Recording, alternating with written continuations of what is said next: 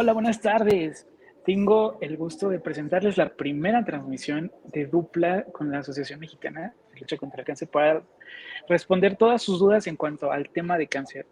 Hoy tenemos como acompañantes a Alan Sunderland, de parte del equipo de Dupla, y nuestro invitado de lujo, que es el doctor Adrián Negreros Osuna, radiólogo especialista en imagen de abdomen.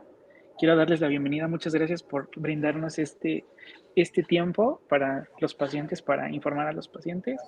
Y gracias, bienvenidos. Gracias, Thiago. Gracias, Thiago. Un gusto que nos den espacio, den nuestra oportunidad. Agradecer a la asociación, ¿no?, que nos permite hoy sumarnos dentro de sus líneas de acción que han venido trabajando en un año tan importante para ustedes, ¿no? Y en donde nosotros lo que queremos es sumarnos, ¿no? Sumarnos a este mensaje sobre la prevención, la detección temprana, el apoyo a pacientes, que es algo que ustedes vienen gestando, trabajando y diseñando de una manera correcta, y en donde nosotros queremos ser también parte de esta transformación, ¿no?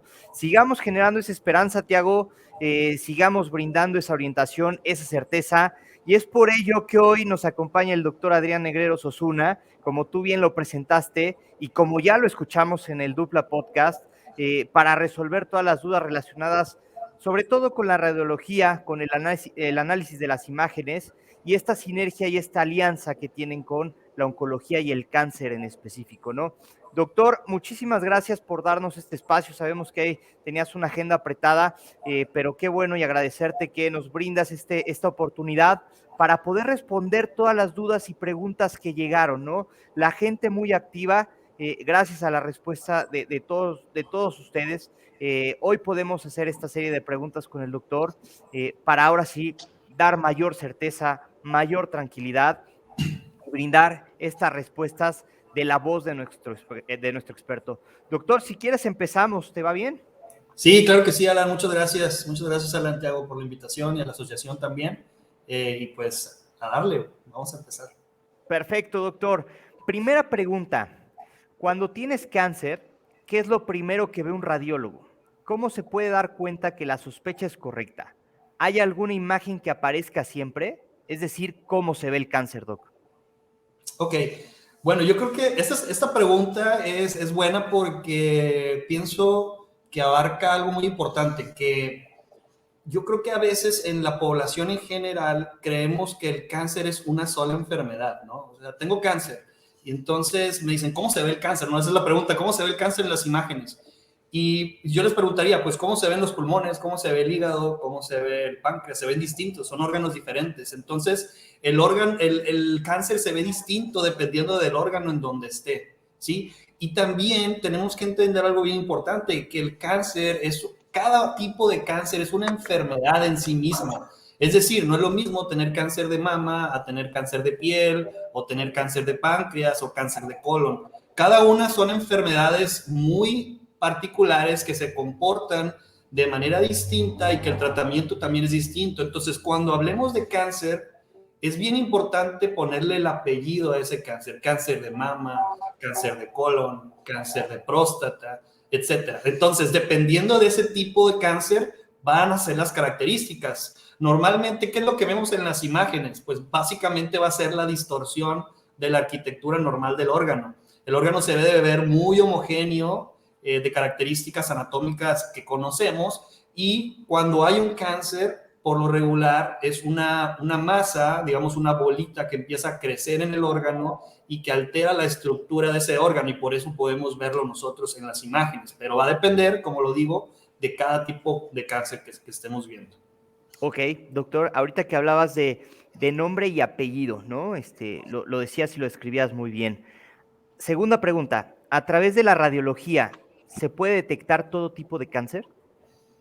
Sí, la verdad es que se puede detectar, se puede sospechar prácticamente cualquier tipo de cáncer, incluso el de la piel, aunque ahí, pues obviamente el cáncer de piel, aunque es el más común, de hecho, el cáncer de piel, normalmente el cáncer vasocelular es el más común, es bastante, digamos, indolente, digamos que es curable la mayor parte de las veces. Sin embargo, hay dos cánceres de piel que son más agresivos, el espinocelular y el melanoma, que si bien el diagnóstico muchas veces lo va a hacer el dermatólogo a simple vista, porque tiene la lesión pues a simple vista, se ocupan muchas veces el estudio de imagen precisamente para ver que no haya enfermedad en los ganglios o enfermedades metastásicas hacia el pulmón, hacia el cerebro u otros órganos. Entonces, sí se puede hacer el diagnóstico. Y ya hablando específicamente de la lesión en la piel, existen, por ejemplo, ultrasonidos de alta frecuencia que pueden valorar la lesión,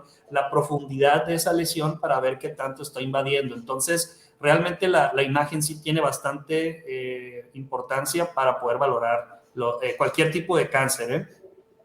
Ok, perfecto, doctor. Pregunta 3, y va relacionada también a un par de anécdotas que mencionabas en el podcast. ¿Qué tan fácil es caer en una mala interpretación de imagen? Por ejemplo, pensar en cáncer cuando en realidad no lo es, o al revés. Ok. Bueno, ahí estaríamos, por ejemplo, cuando decimos que tenemos el error diagnóstico de decir, oye, este es cáncer, estamos hablando de, y no es un falso positivo, ¿verdad? Sería, que quiere decir que yo estoy diciendo que sí es cáncer y resulta que al final cuando se quitó la lesión y se analizó en patología no era, ¿no? La verdad es que los falsos positivos son más bajos, ¿sí? Es la menor, digamos, de los errores, el menos frecuente. Yo creo que el más frecuente es el falso negativo, cuando el cáncer es muy pequeñito y por ver muy rápido el estudio se nos pasa. Ese es el error más, digamos, más fácil de cometer, porque muchas veces los cánceres cuando ya se diagnostican son grandes, son evidentes y eso no es tan sencillo. Ahora, también esto va a depender del sitio donde estés haciendo el examen. Hay muchos sitios con mucha carga de trabajo, entonces imagínate que tienes que ver un TAC de abdomen que tiene más de 300 cortes y entonces tienes 5 minutos para verlo porque hay demasiada carga de trabajo. Pues obviamente el tiempo y la dedicación que le vas a dar a cada uno de los cortes no va a ser el suficiente y puedes cometer este tipo de errores. Entonces, aquellos lugares donde hay mucha carga de trabajo, que por lo regular son lugares donde sale muy barato el estudio de imagen, y por consecuencia van a haber muchos pacientes que van a ir ahí, puede ser que haya más probabilidad de tener o falsos positivos o falsos negativos por esta rapidez con la que se deben de interpretar los estudios. Ok, perfecto, doctor. Y en ese sentido, viene otra pregunta relacionada con ese tema y dice así, doctor, como recomendación, ¿qué nos pueda dar? ¿Qué puede hacer un paciente para evitar ser víctima de un sub- o sobrediagnóstico basado en imágenes? Bueno, yo creo que esto lo tocamos también la vez pasada en el podcast y lo más importante es revisar que tu radiólogo, lo primero es que el radiólogo que lo interpretó esté certificado, ¿sí? Que esté certificado por el Consejo Mexicano de Radiología. ¿Por qué? Porque quiere decir que ha estado a la par en la educación continua para mantenerse al mejor estado del arte y que pueda tener la mejor técnica diagnóstica. Entonces, ¿cómo lo haces? Es muy sencillo, puedes consultarlo en internet, en el consejo pones el nombre del radiólogo y te va a aparecer si está certificado o no, ¿sí? Ese es el primer punto. El segundo punto, como les decía, pues básicamente es hacer una búsqueda rápida en Google, pones el nombre del radiólogo y ahí vas a ver sus publicaciones, vas a ver pues básicamente su impacto que ha tenido, ¿no? Y obviamente las personas que han tenido gran impacto, pues rápidamente vas a encontrar información. Por ahí si batallas y tienes un diagnóstico de cáncer y no pasa estas dos tamices, digamos, no está certificado y tal vez no aparece mucho por ahí en internet, pues sería bueno o sería aconsejable una segunda opinión para poder estar seguro de que el diagnóstico pues, es el correcto, ¿no? Porque a final de cuentas, el estudio de imagen, tú puedes tener el mejor tomógrafo del mundo, la mejor resonancia del mundo, pero si el que lo va a interpretar no es el más adecuado, podemos caer en algunos errores. Perfecto, Ok, doctor. esto tiene que Adelante, ver mucho Tiago. con lo que dijo en el podcast, ¿no, doctor? Mencionó que la radiología es muy importante en diferentes momentos relacionados con la circunstancia del cáncer. ¿Nos pudiera explicar un poco más a detalle las claves del uso de las imágenes ante una sospecha, por favor? Sí, claro que sí, Tiago. Pues básicamente el estudio de imagen va a confirmar la sospecha del clínico. Por ejemplo, si por ahí, vamos a hablar de cánceres comunes, ¿no? El cáncer de mama, ¿no? El cáncer de mama, por lo regular, la paciente puede sentirse por ahí un nodulito, va a consultar con su ginecólogo y el estudio de imagen que le va a pedir, pues es una mamografía. Primero, de entrada, ¿no? Vamos a hacer la mamografía, vamos a buscar esos nódulos que estén sospechosos. Si se encuentra alguno de ellos, además de la mamografía, se hace un ultrasonido para valorar mejor la lesión, tiene mejor resolución de tejidos blandos y con eso podemos determinar, de acuerdo a las características, que era lo que preguntaban hace poco, oye, pues ¿cómo se ve el cáncer? Bueno, pues los nódulos benignos se ven muy redonditos, bien definidos, ¿sí? Y tienen características de imagen que nos hacen saber que lo más probable es que sea algo benigno. El cáncer, ¿cómo se ve? Tiene bordes espiculados, bordes irregulares, son muy oscuros en la imagen o muy hipoecoicos, como le llamamos nosotros, hay microcalcificaciones, entonces cada una de esas cosas va sumando y nos va dando la probabilidad cada vez mayor que sea cáncer cuando lo detectamos. Entonces, el estudio de imagen inicialmente pues, nos va a ayudar a eso, ¿no? A primero ver de entrada si hay algo y ya si encontramos algo, caracterizarlo y si tiene ahora sí características de ser algo maligno, pues ahora sí actuar en el momento oportuno, tal vez con una biopsia primero, para confirmar ya ahora sí definitivamente el diagnóstico, ¿no? Ok, doctor. Siguiente pregunta, y dice así, doctor Adrián, gracias por compartir esta información con nosotros. Transmite serenidad y confianza total. Felicidades. Aprovechando el espacio, quisiera preguntarle sobre el uso de la radiología en diferentes tratamientos.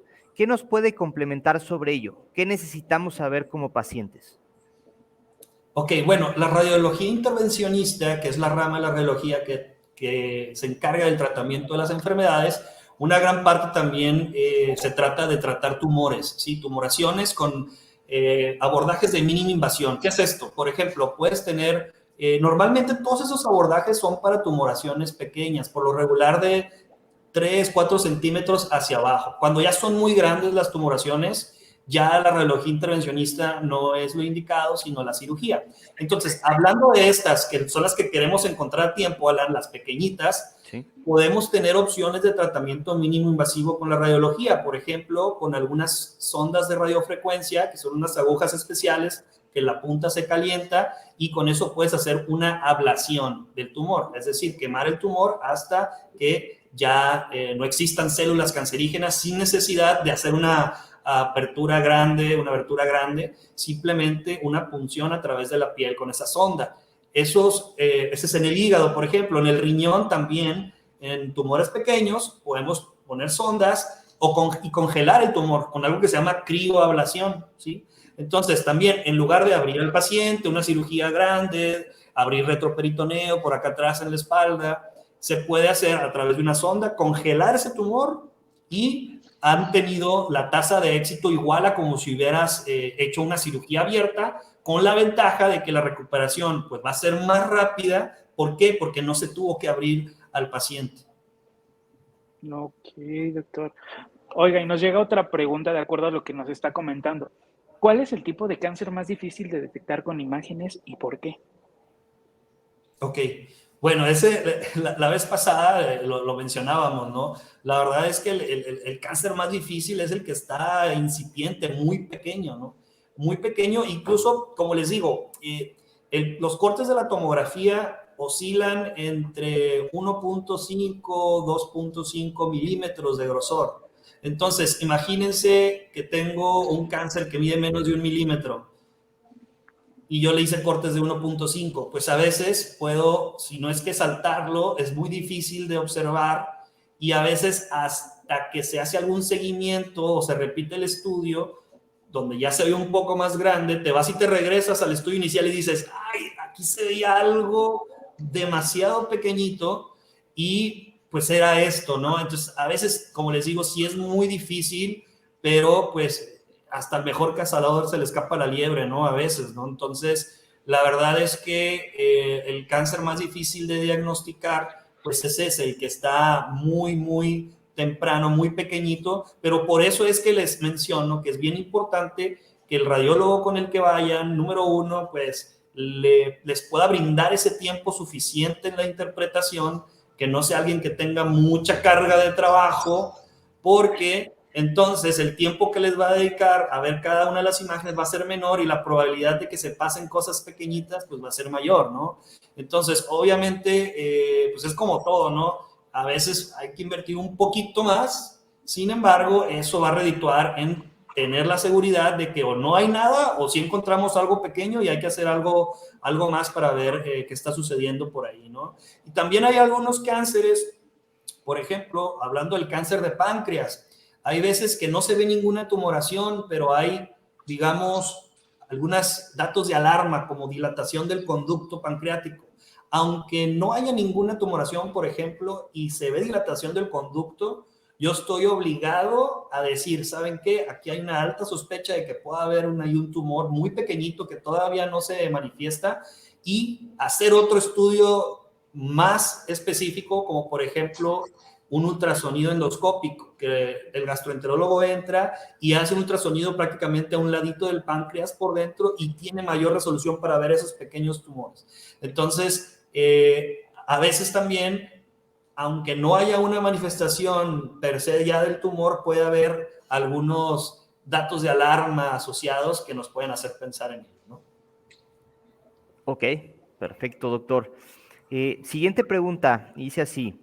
Al escuchar su podcast, me pareció muy interesante cómo la radiología puede hacer uso de la tecnología para replicar un tumor y cómo ayuda para reducir los tiempos durante cirugías a través de compartir ciertos datos para cortes y manipulaciones. ¿Tendrá algún caso de éxito que nos pueda compartir? Sí, claro. Mira, por ejemplo, de hecho aquí tengo una impresión 3D. Esta es una impresión de una tomografía. Entonces es realmente el tamaño real del paciente. ¿Sí? Por acá tengo unas vértebras, este es el atlas, por ejemplo, la primera vértebra cervical. ¿Y cómo nos ha ayudado? Les voy a poner un ejemplo. En una paciente de 20 años tenía una tumoración en la mandíbula, ¿sí? Una tumoración con mucha irrigación, muy vascularizada, muchas arterias llegaban a esa tumoración. Entonces, la radiología ayudó en varios puntos. Primero, en radiología intervencionista hicimos una intervención y llegamos a través de un pequeño catéter a la tumoración y realizaron un proceso que se llama embolización, que es soltar partículas para tapar esas arterias, disminuir la cantidad de sangre que le llega para a la hora de la cirugía no sangre tanto esa tumoración y sea más fácil quitarla. Entonces, primero se hizo esa embolización, después se hizo un planeamiento quirúrgico haciendo reconstrucciones con este tipo, porque se iba a quitar un pedacito de la mandíbula y se iba a reconstruir con el hueso del peroné. Entonces nosotros hicimos todo el planeamiento quirúrgico para que quedara la simetría adecuada, que hicieran los cortes en el sitio correcto y que disminuyeran con eso el tiempo. Y la paciente, pues después de un año nos visitó por ahí, súper bien, agradecida obviamente por todo lo que la apoyamos. Y pues nosotros muy felices, ¿no? De ver esos resultados y de ver cómo no solamente redujimos el tiempo, sino que pudimos hacer que pues, la paciente regresara a su vida normal, ¿no? Sí. Doctor, y a mí me surge una duda muy extraña, bueno, no sé. ¿Qué tan rápido se puede propagar el cáncer? O sea, ¿hay probabilidad de que si lo detectan en una visita al radiólogo, en un día o en una semana se propaga o es inmediato? Ya. Eso también es una pregunta, yo creo que a todos nos importa mucho. Y yo les diría que la mayor parte de los cánceres, si bien son enfermedades delicadas que hay que tratar lo antes posible, no son enfermedades que van a avanzar en días. Normalmente los cánceres avanzan en meses o años, dependiendo del tipo de cáncer.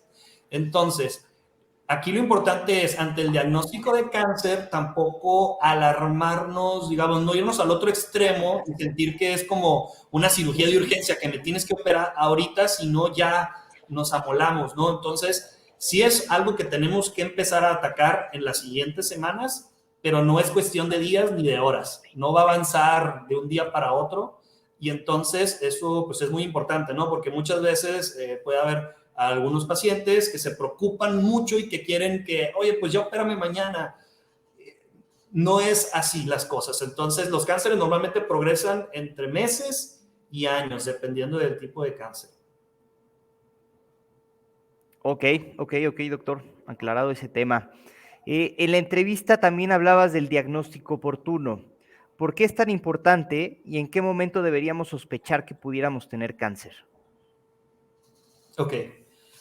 Bueno, ¿por qué es tan importante? Pues por lo que mencionamos, ¿no? Entre más pequeño el tumor, más fácil de quitar, más fácil de operarse, más fácil de combatir la enfermedad, ¿no? Cuando ya son cánceres avanzados, pues es más difícil tratarlos. A veces ya ni siquiera está indicada una cirugía. Cuando ya el cáncer tiene metástasis, lo que se hace normalmente es un tratamiento sistémico con quimioterapia, radioterapia y después, en algunas ocasiones, ya podemos ver o valorar si se hace alguna cirugía. Pero la importancia es esa, ¿no? Primero, encontrarlo pequeño para poder removerlo. Y segundo, bueno, ¿cómo podemos sospechar que tenemos cáncer? La verdad es que en el momento en el que nosotros queremos agarrarlo, la verdad es que no vas a tener ningún síntoma. Entonces, no es de que sospeches o no, sino que más bien estés atento a los cánceres que tú como hombre o mujer estás predispuesto a tener. Y para cada uno de ellos hay diferentes, digamos, tamices o estudios para nosotros saber o agarrarlos a tiempo, ¿no? Por ejemplo, en el caso de la mujer en cáncer de mama a partir de los 40 años, independientemente si tengo síntomas o no, tengo que hacerme la mamografía para detectar ese cáncer antes de que me dé síntomas. ¿Por qué? Porque soy mujer y es el cáncer más común en la mujer, ¿sí? Entonces tengo que hacerlo antes de que me den síntomas. También el cáncer de cervix, que lamentablemente aquí en nuestro país seguimos teniendo muchísimo cáncer de cervix. Y ¿cómo lo voy a yo, digamos, detectar a tiempo? Pues existe el Papá Nicolau, ¿no? El Papá Nicolau, cualquier mujer con vida sexual activa, pues tiene que hacerse su Papá Nicolau al menos una vez al año para estar segura de que no ha desarrollado ningún indicio por ahí de cáncer. Además que también tenemos vacuna para el virus del papiloma. Entonces, vacunarse todas las mujeres en edad reproductiva para poder estar, digamos, protegidas contra ese cáncer que es bastante común todavía aquí en México. En el caso de hombres, pues el colonoscopía a partir de los 50 años y próstata, pues con el antígeno y la exploración, ¿sí? Entonces, básicamente esos son los cánceres más comunes. Existen otros cánceres pulmón, y obviamente si nosotros por ahí ya sabemos que el riesgo más para desarrollar cáncer en cuanto a hábitos es el tabaco, entonces pues obviamente primero dejarlo, pero sí, si ya tenemos tiempo, al menos sí acudir a una revisión con el neumólogo para que nos valore, y por ahí una radiografía de tórax pues no estaría de más para ver si por ahí hay algún nódulo y poder detectarlo a tiempo, ¿no?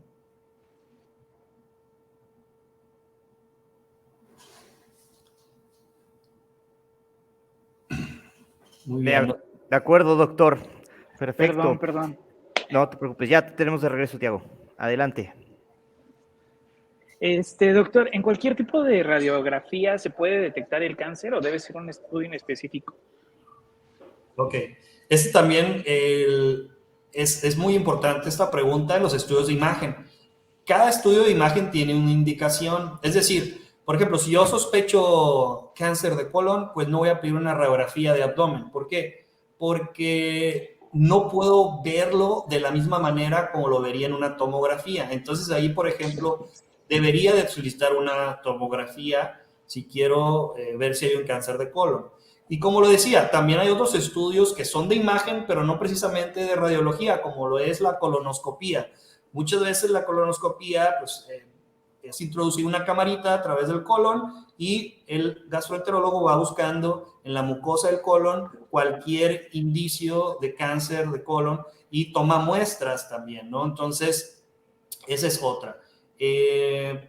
Por ahí el estudio de imagen ideal realmente no va a existir porque cada uno tiene fortalezas y debilidades que tenemos que aprovechar. Por ejemplo, si yo sospecho cáncer de tiroides, tampoco es una tomografía, ni tampoco es una radiografía, es un ultrasonido. ¿Por qué? Porque está aquí al alcance de la piel y podemos valorar muy bien la glándula tiroides. O cáncer testicular, por ejemplo, también el ultrasonido es muy bueno para detectarlo y no vamos a pedir una tomografía para diagnosticar un cáncer de testículo.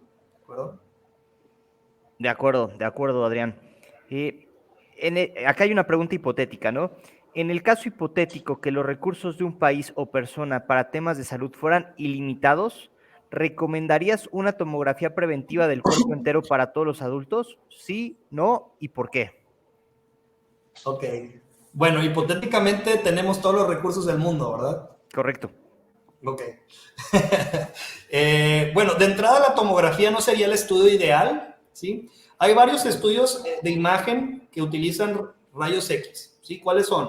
Van a ser la tomografía, las radiografías simples, la fluoroscopía, ¿sí? El PET-CT, todos esos utilizan radiación de rayos X. Y hay algunos que no utilizan radiación, como es la resonancia magnética y el ultrasonido, ¿sí? Entonces, imagínate que le hiciéramos un TAC a todas las personas de cuerpo completo al año, pues la radiación acumulada ahora sí sería un problema, ¿sí? Si es una sola vez para el diagnóstico o cuando está indicado, no pasa nada. Pero yo hacerle tomografía de todo el cuerpo nomás para ver si hay algo, no sería lo más indicado. Si tuviéramos recursos ilimitados, yo creo que el estudio de imagen ideal sería la resonancia magnética. Ya hay digamos, aparatos que hacen una resonancia del cuerpo completo. Entonces, la resonancia magnética tiene la ventaja de no tener la radiación y pues ahí sí estaría indicado porque no pasa nada, no te estás exponiendo a radiación y estás teniendo un muy buen estudio diagnóstico de tamizaje, que sería pues la resonancia de cuerpo completo, si estamos hablando de, obviamente, recursos ilimitados, ¿verdad? Correcto. Perfecto, doctor. Muchas gracias. Ok, doctor. Si tuviera que describir 3 cosas por las cuales los pacientes deben apoyarse en la radiología, ¿cuáles serían? Ok, primero, para poder entender su enfermedad, eso es súper importante, porque no es lo mismo que te digan nada más un diagnóstico a tú verlo en la imagen, no eres tú, es tu cuerpo, te están mostrando dónde está la enfermedad y puedes comprender de una mejor manera lo que está sucediendo, ¿no? A veces, muchas veces se hace en el estudio de imagen, pero el radiólogo, como les digo otra vez, no se toma el tiempo de explicarle el estudio de imagen al paciente, que eso es algo muy importante, ¿no? Vamos a sentarnos, vamos a ver las imágenes, y entonces aquí de este lado está el pulmón derecho, este es el lado izquierdo, así se debe de ver normal, esto que está aquí es lo que nos llama la atención, que probablemente sea una lesión maligna por estas características, etcétera. Entonces, primero, para poder comprender mejor la enfermedad. Segundo, para poder tener un adecuado control de la misma. ¿Por qué? Porque hay que hacer mediciones, ¿no? Tenemos que medir cuánto, de qué tamaño está y si hay enfermedad en otros lados. ¿Por qué? Porque al momento de dar tratamiento, pues, ¿qué es lo primero que me vas a preguntar? Si respondió o no respondió. Y para saber yo si respondió o no respondió, pues tengo que saber si aumentó o disminuyó de tamaño, ¿no? Y ya hay criterios muy específicos que debemos de tomar en cuenta, porque también, por ejemplo, con las nuevas terapéuticas que tenemos, como inmunoterapia, hay ocasiones en que el tumor puede crecer un poquito después del primer ciclo de tratamiento y no significa que está progresando, sino al contrario, que está respondiendo. Entonces, por eso es muy importante lo que les decía de estar seguros de que nuestro radiólogo está certificado, porque tiene que tener todos estos conocimientos actuales para poder tener una buena opinión en cuanto al estudio de imagen. Entonces, esa es la segunda razón por la que deberían de apoyarse en la radiología. Y la tercera razón por la que deben de apoyarse en la radiología, pues es porque a veces puede ser que ese tumor sea un solo padecimiento que tiene el paciente y a veces pueden haber otras enfermedades que se ven en los estudios de imagen, que no tienen que ver con cáncer, pero que puede ser por hipertensión arterial, por diabetes, algún proceso inflamatorio o infeccioso que no sabíamos que existía, pero que también está presente y que hay que tratar, obviamente, porque un paciente es un todo y no solamente es un diagnóstico, sino es todo lo que lo conforma, ¿no? Actualización, actualización y estar a la vanguardia, ¿no, doctor? Así es. Perfecto. Hablabas de que al concluir el tratamiento, ¿no? Y posterior a este, la radiología sigue siendo clave. ¿Esto es solo porque nos indica que el cáncer se ha eliminado por completo o nos ayuda a saber si ha regresado o existe algo más? Sí, digo, normalmente todos los pacientes cuando terminan, se dan de alta o decimos que el cáncer está en remisión, eh, pues hay que darles un seguimiento, ¿verdad? No podemos cantar victoria y decir, pues ya no hay nada, afortunadamente, ya todo bien y ya no nos volvemos a ver. ¿Por qué? Porque existe algo que se llama recidiva, ¿no? Que vuelve el tumor, ¿no? Y para poder, otra vez, encontrarla a tiempo, esa recidiva, y tratarla, pues el estudio de imagen es muy importante. Cada uno de los cánceres, de los distintos tipos de cáncer, lleva distintas periodicidades de control. En algunos te van a pedir cada año, en algunos cada 2 años, etcétera, dependiendo del tipo de tumor. Pero entonces es para seguir alerta y para poder detectar cualquier otra complicación que pueda surgir. A veces también, por ejemplo, puedes tener tú por ahí una cirugía y pues ya no está el cáncer, ¿no? Ya sabemos que se quitó, pero a veces, por ejemplo, te voy a poner un ejemplo, a veces se quita el vaso, ¿no? Se puede quitar el vaso porque hay un tumor ahí de colon que lo está invadiendo, pues se quita el pedazo de colon y se quita el vaso. Bueno, pues resulta que el vaso nos da una inmunidad a cierto tipo de patógenos que si nos lo quitan, pues es más probable que podamos infectarnos. Entonces, hay veces que el paciente después regresa con fiebre y precisamente pudo haber desarrollado algún absceso o alguna infección por este tipo de patógenos. Entonces, la imagen también nos va a ayudar a diagnosticar ese tipo de, digamos, de complicaciones que pueden haber en algunas ocasiones. Ok, doctor. Y dígame usted, quiero hacerle una pregunta. Por ejemplo, un paciente ya acudió con un doctor y ya él le dio su primera opinión. ¿Usted qué opina de que los pacientes busquen segundas opiniones? Yo opino que es muy correcto, sobre todo cuando el diagnóstico es algo tan importante como el diagnóstico de un cáncer. ¿Por qué? Porque obviamente cuando yo tengo 2 o 3 opiniones, ¿sí? Y las 2 o 3 coinciden, pues ahora puedo estar, ahora sí seguro, pues de que eso es. Pero cuando hay diferencias, existe algo que se llama diagnóstico diferencial en medicina, ¿no? A veces no todo es lo que parece, ¿sí? En medicina no es todo o nada, no puedes decir nunca sucede esto o siempre sucede esto, nunca puedes decir eso en medicina. Y hay muchas veces que hay tumoraciones que en realidad son benignas, ¿sí? Por ejemplo, el cáncer de células renales es maligno en el riñón, pero el oncocitoma es una tumoración que es benigna, pero se parece mucho en la imagen, ¿sí?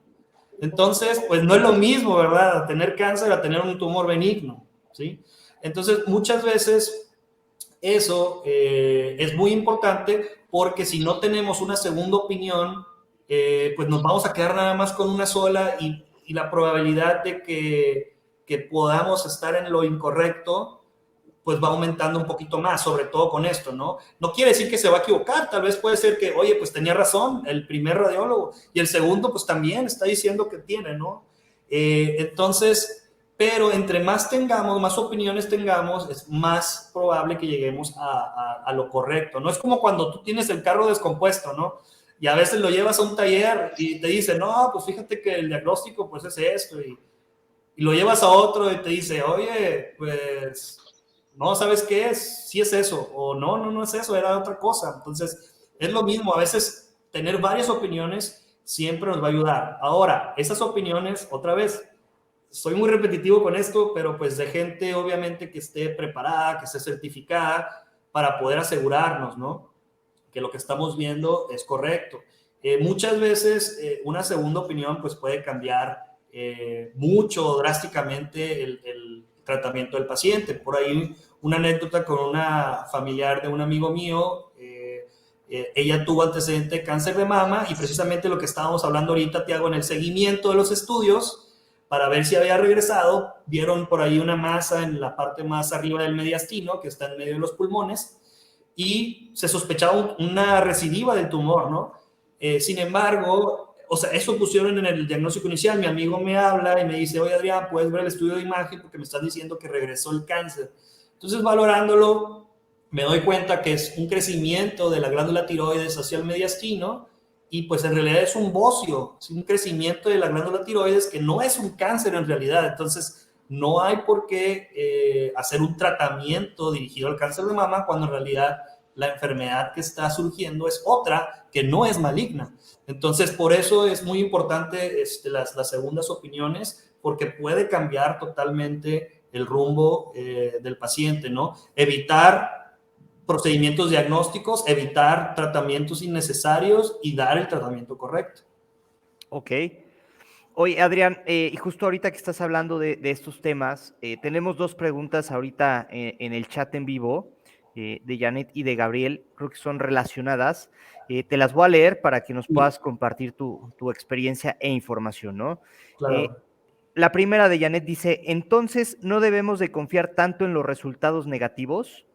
Y la siguiente, que es de Gabriel, que también creo que se relaciona, dice, si me dan otro resultado en la segunda opinión, ¿debo buscar una tercera?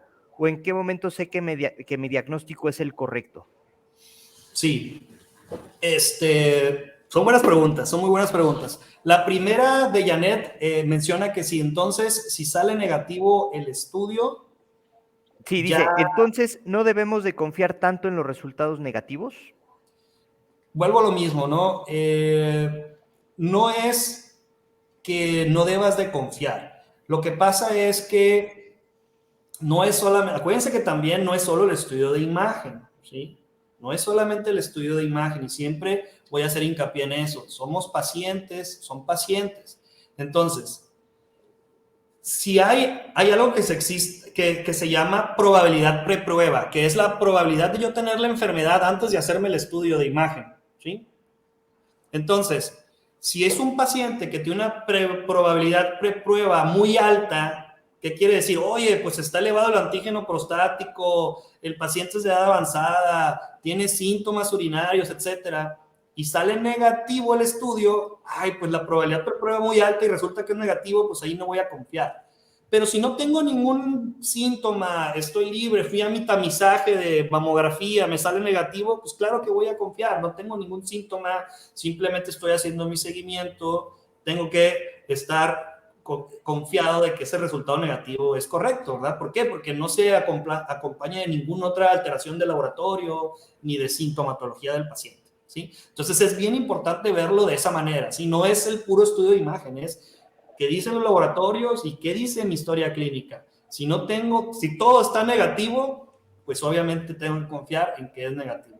Si algo no concuerda, entonces ahí es donde digo, oye, ¿sabes qué? Igual voy a repetir el examen, ¿sí? Y la otra pregunta, Alan, ¿qué era, perdón? La siguiente pregunta es, si me dan otro resultado en la segunda opinión, ¿debo buscar una tercera? ¿O en qué momento sé que mi diagnóstico es el correcto? Ok, muy bien. Yo diría que siempre cuando busquemos una segunda opinión, es muy importante pues valorar la persona con la que vamos a hacer esa segunda opinión, ¿no? Es como te digo, tú estás valorando tu automóvil, pues te vas a ir a valorarlo con alguien más que tenga más prestigio, que tenga más experiencia, que sus años lo respalden, ¿no?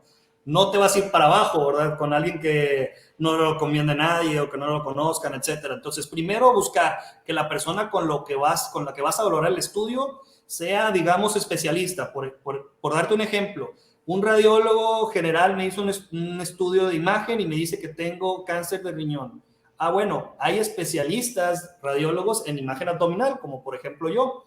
Entonces, digamos que voy a tener una opinión todavía más especializada en ese particular parte del cuerpo, ¿sí? Lo mismo sucede con tórax, lo mismo sucede con cabeza y cuello, lo mismo sucede con neuro. Para cada una de las áreas del cuerpo hay sus especialidades en la radiología. Entonces, siempre irse a una escala un poquito más arriba para ver si o confirmamos el diagnóstico o es distinto. Si es distinto, como dice en el caso, por ahí sí sería recomendable tener una tercera opinión, ¿sí? Pero tal vez ahora sí ya recomendada aparte, externa, que no sepa ninguno de los dos radiólogos con los que ya tuvo el contacto que interprete el estudio, ¿no? Que no le diga nada, ¿sí? Que no le cuente la historia clínica para ver qué es lo que el radiólogo piensa sin tener nada de historia. Eso sería algo muy importante. Como si empezara desde cero. Así es, como si empezara desde cero, para ver, sin ninguna información, para ver lo que dice el puro estudio de imagen. Ok, perfecto, Ok, Adrián. doctor. Y para cerrar, me gustaría que nos diera un consejo, más que nada, a los pacientes. ¿Por qué no deben sentirse culpables al tener cáncer? ¿Cómo se puede evitar ese sentimiento? Ok. Híjole, bueno, yo creo que evitar el sentimiento es bien difícil, porque pues eso depende de cada quien. Lo que sí es que deben de estar conscientes que el cáncer es una enfermedad multifactorial, que quiere decir que influyen muchísimas cosas, ¿no? Nosotros conocemos amigos o familiares tal vez que toda su vida, por ejemplo, han tomado alcohol o han fumado y pues nunca desarrollaron cáncer, ¿verdad?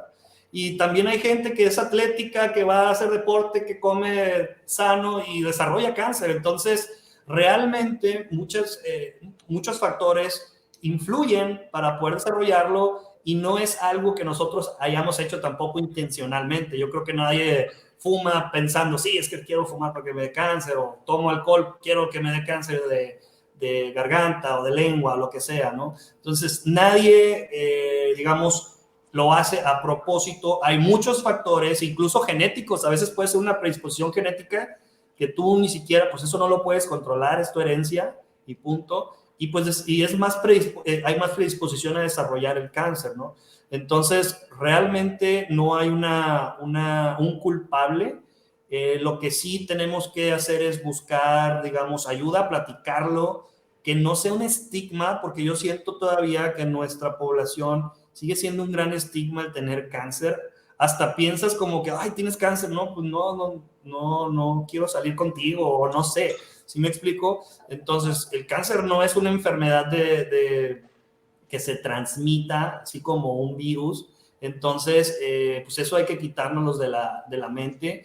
Y lo que tenemos que hacer, yo creo, es tener un poquito digamos, de resiliencia, de empezar a ver qué sí podemos hacer, ¿sí? Tal vez algo que puede pasar muchas veces en pacientes con cáncer o con cualquier persona que le suceda algo importante o catastrófico en su vida es que se empiece a imaginar pues todo lo peor, ¿no? Que va a pasar todo lo peor. Y yo creo que un consejo sería no estar pensando en qué va a pasar en el futuro, porque eso no lo podemos controlar, sino estar pensando en qué sí puedo hacer. Y qué sí puedo hacer es, puedo tener y buscar la atención de los mejores especialistas, puedo tener segundas opiniones, puedo iniciar el tratamiento lo antes posible, puedo tener una buena actitud para que el tratamiento no se vea, digamos, mermado por mi estado de ánimo, que eso también influye, el estado de ánimo en el sistema inmune. Entonces, tengo que ver qué sí puedo controlar y tomar, digamos, acción en ello. Y las cosas que no puedo controlar, que son el futuro y el desenlace, pues dejarlas a un lado y empezar a vivir ahorita en el presente, porque el futuro, pues la verdad es que ninguno lo tenemos seguro. Tengamos o no tengamos cáncer, nos puede pasar cualquier cosa. Entonces, pues no darle tantas vueltas a la mente, no sentirnos culpables y actuar las cosas que sí podemos hacer y las cosas que sí están en nuestro control. Ok, Doc. Oye, una última, que acaba de llegar de Guadalupe Rosales, que creo que sería bueno tener tu opinión, ¿no? Claro. Dice, buenas tardes, doctor. Me encontraron cáncer de mama con metástasis y en un año me realicé 2 estudios de PET, CT en abril y otro en diciembre, más una gamma grama y una tomografía hace un año. ¿Cree que hayan hecho algún daño en mi cuerpo estos estudios? No, Guadalupe. La radiación, como te digo, cuando se indica de manera correcta, los niveles de radiación son muy bajos. Lo habíamos platicado la vez pasada en el podcast. Nosotros, todos los seres humanos, estamos expuestos a radiación del gas radón del suelo, de los rayos cósmicos todos los días, y la radiación que se utiliza en los estudios de imagen cuando son de manera adecuada, que en este caso, por ejemplo, al ser un seguimiento de cáncer de mama, está muy bien justificado, no causan o no son, digamos, razón para preocuparnos de que nos haya causado algo. Perfecto, doctor. Pues muchísimas gracias, Tiago.